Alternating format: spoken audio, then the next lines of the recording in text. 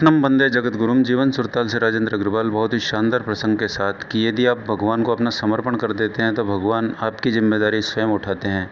इस बात में कोई संशय नहीं है। इस कथा प्रसंग को शुरू करने से पहले मैं आप लोगों से निवेदन करता हूं कि जो लोग चैनल पर पहली बार हैं आवश्यक रूप से सब्सक्राइब करें, जिससे आपको शानदार जानकारी समय पर मिलती रहे, और अपने पात्र साथियों को आवश्यक रूप से शेयर करें, क्योंकि निश्चित रूप से आपको वीडियो अच्छा लगेगा। और वीडियो के अंत तक ज़रूर जाएं, जिससे आप इसके मर्म को जान सकें। तो आइए शुरू करते हैं।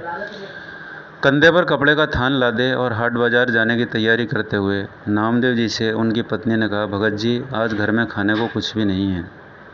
आटा, नमक, दाल, चावल, गुड़ और शक्कर सब खत्म हो गए हैं। शाम को बाजार से आते हुए घर के लिए राशन का सामान लेते आइएगा।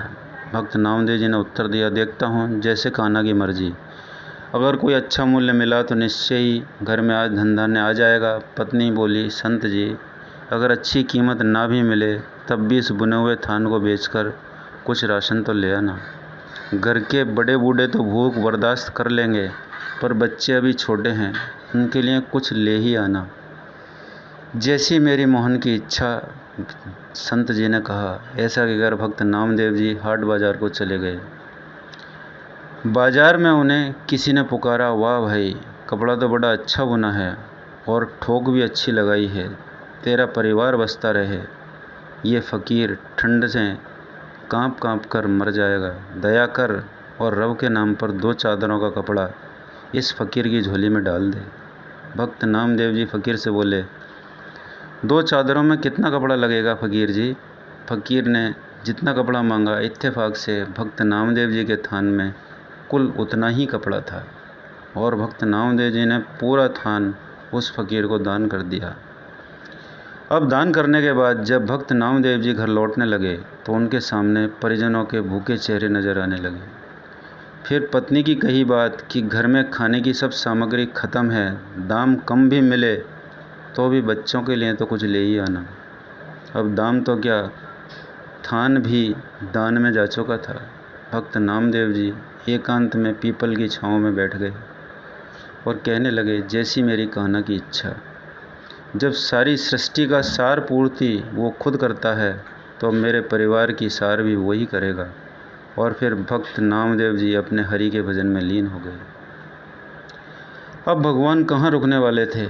भक्त नामदेव जी ने सारे परिवार की जिम्मेदारी अब अपने सुपुर्द कर जो दी थी। अब भगवान जी ने भक्त जी की झोंपड़ी का दरवाज़ा खटखटाया। नामदेव जी की पत्नी ने पूछा, कौन है? नामदेव का घर यही है ना? भगवान ने पूछा।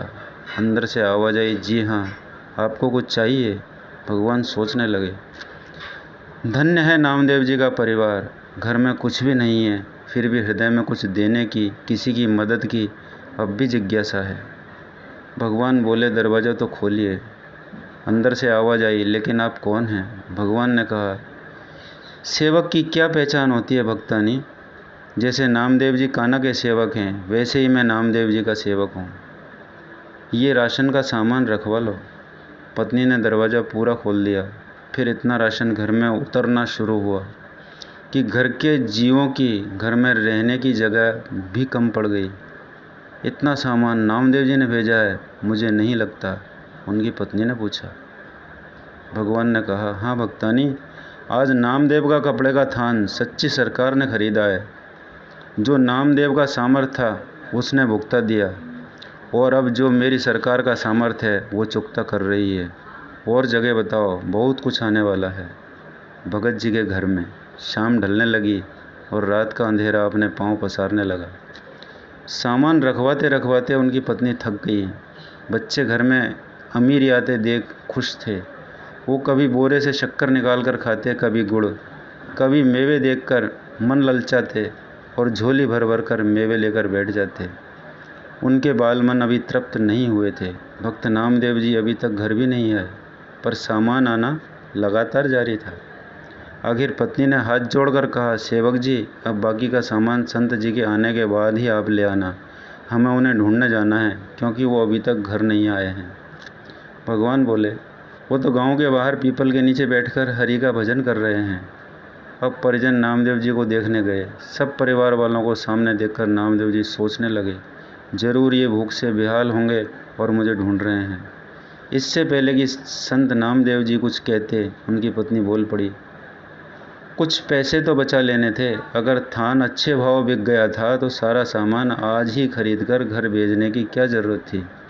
भक्त नामदेव जी कुछ पल के लिए विस्मित हुए, फिर बच्चों के खिलते चेहरे देखकर उन्हें एहसास हो गया कि ज़रूर मेरे प्रभु ने कोई खेल कर दिया है। पत्नी ने कहा, अच्छी सरकार को आपने थान बेचा, और वो तो सामान घर में भेजने से रुकता ही नहीं था।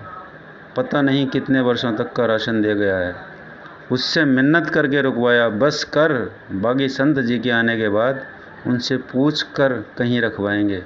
भक्त नामदेव जी हंसने लगे और बोले, वो सरकार है ही ऐसी, जब देना शुरू करती है तो सब लेने वाले थक जाते हैं।